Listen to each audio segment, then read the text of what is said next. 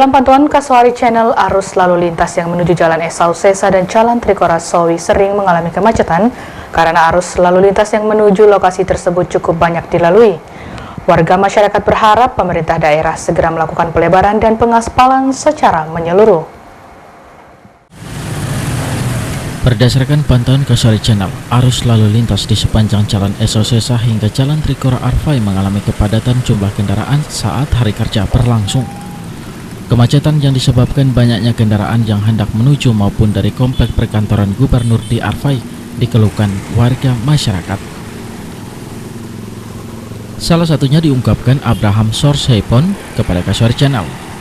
Abraham mengatakan Jalan Esau Sesa menuju Jalan Trikora merupakan jalan lintas kabupaten sehingga perlu diperlebar.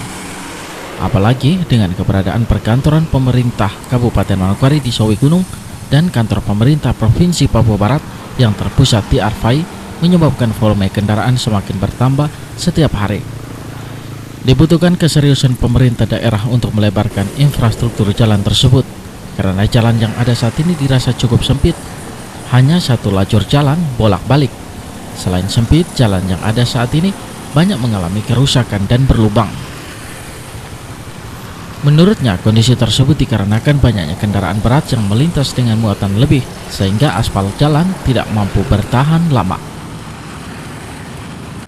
Badan jalan yang sekarang ini sudah tidak mampu lagi untuk menahan laju kendaraan. Artinya pada saat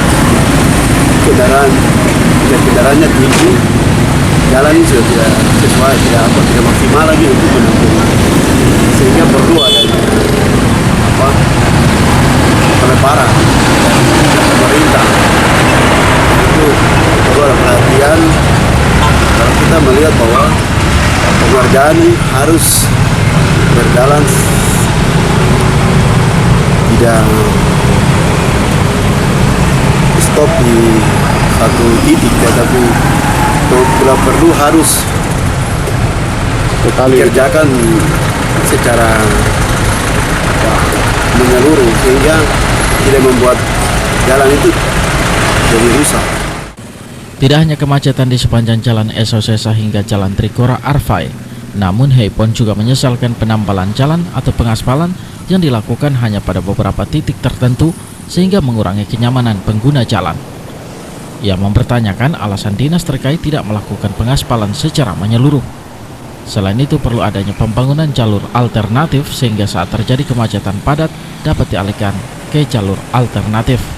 Jalur yang padat ini perlu dibuat jalur-jalur alternatif sehingga tidak